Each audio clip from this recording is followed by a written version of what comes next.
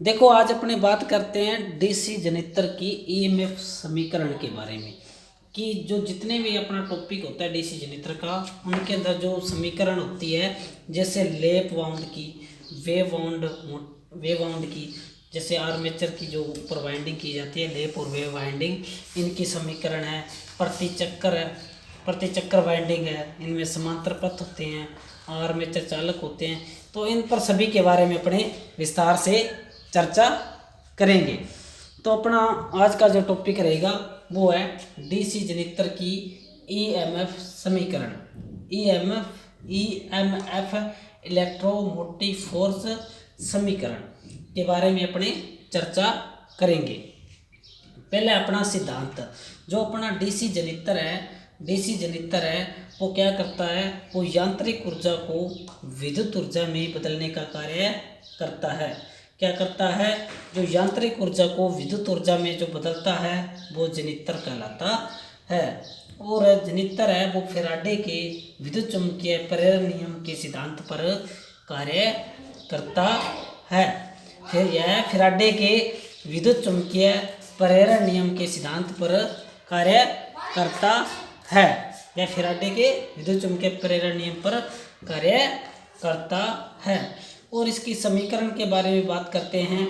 DC जनित्र में उत्पन्न EMF जो उत्पन्न होती है, जो पैदा होती है ईएमएफ यानी कि इलेक्ट्रोमोटिव फोर्स, वो गतिज प्रेरित ईएमएफ, गतिज यानी कि गति करने वाला गतिज प्रेरित ईएमएफ होता है। और जो उत्पन्न ईएमएफ की जो दिशा होती है वो फ्लेमिंग के दाएं हाथ के नियम से ज्ञात की जाती है, जबकि मोटर में फ्लेमिंग के बाएं हाथ के नियम से ज्ञात की जाती है और जनित्र में फ्लेमिंग के दाएं हाथ के नियम से ज्ञात करते हैं।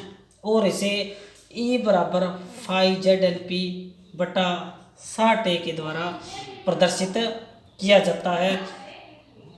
और इसे अपने देखते हैं जिसमें अपना ए होता है वो आर समांतर पथ होते हैं। आर्मेचर में जो समांतर पथों की जो संख्या होती है उसे ए से प्रदर्शित किया जाता है।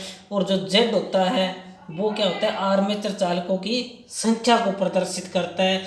जैसे लेप में पी बराबर ए होता है, जबकि वेव में जो पोल होते हैं वो 2 पोल होते हैं।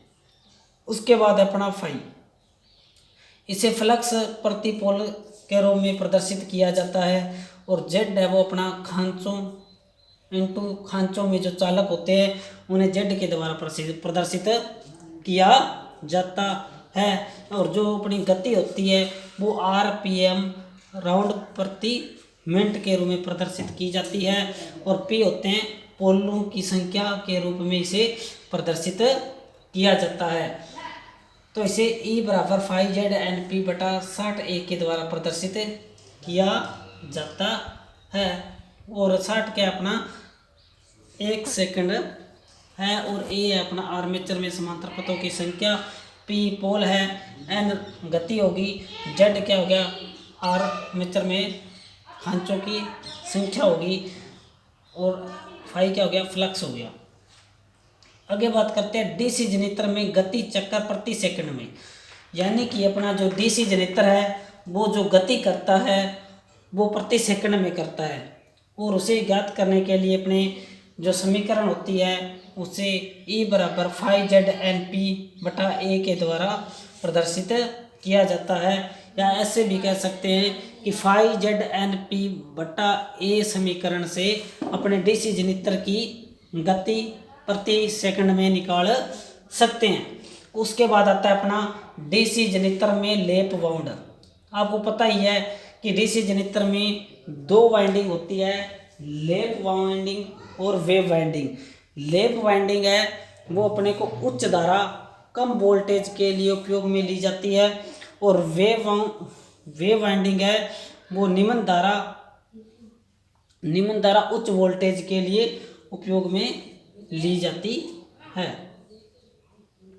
उसके बाद अपना डीसी जनित्र में लेप वाउंड, जिसे फाई ZNP बटा 60 से प्रदर्शित किया जाता है, जिसमें लेप में क्या होते हैं, जो समांतर पथ होते हैं वो आर्मेचर चालकों की संख्या के हमेशा बराबर होते हैं। उसके बाद आता है अपना डीसी जनरेटर में वेव वाउंड। जो वेव वाउंड होते हैं, वेव वाउंड होता है उनमें पोलों की संख्या हमेशा 2 होती है। तो उसे फाई जेड एन पी बटा 120, क्योंकि 60 अपना पहले ही था प्रति सेकंड में, और N2 वेव में क्या होते हैं, पोल 2 होते हैं, तो 60 × 2 120 हो गई।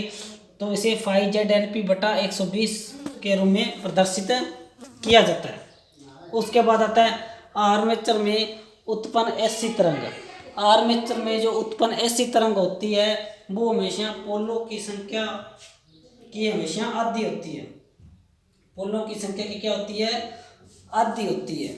तो इसे पोलों की संख्या बटा 2 से प्रदर्शित किया जाता है, या इसे पोलों की संख्या बटा 2 से 2 के रूप में समीकरण को लिखा जाता है।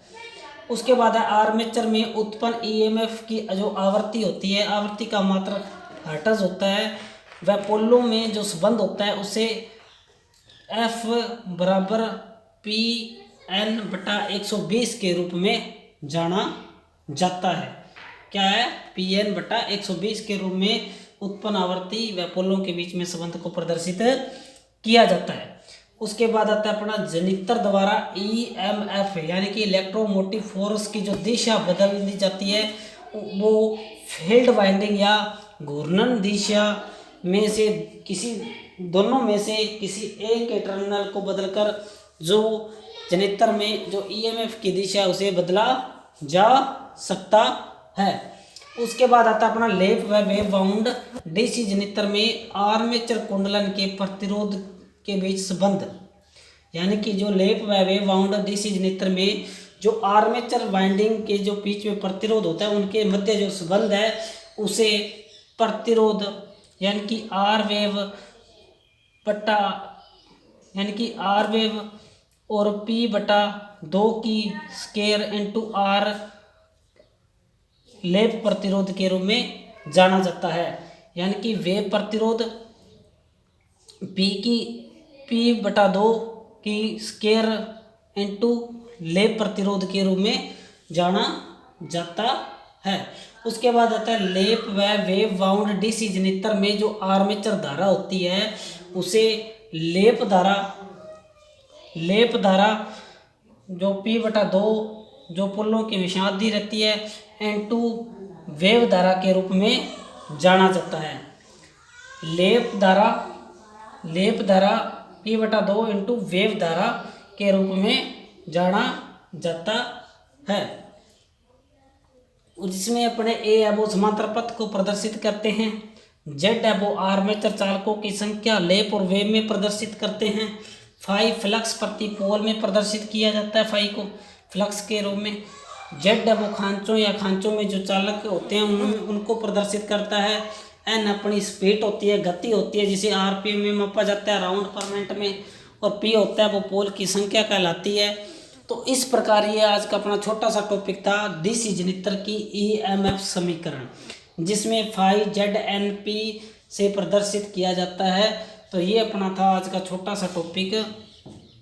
इसी प्रकार आपको डेली 5 या 10 मिनट की वीडियो मेरे channel RS electrician theory 29 RS electrician theory 29 RS, इस चैनल पर आपको इलेक्ट्रीशियन से संबंधित डेली 5 या 10 मिनट की वीडियो डेली मिलेगी, जिससे आपका रिवीजन भी अच्छा हो जाएगा, टॉपिक को अपने एक नज़र में पूरे तरीके से देख भी सकते हैं। तो अगर आपको वीडियो पसंद आए तो आप इसे लाइक, शेयर और सब्सक्राइब जरूर करें। धन्यवाद।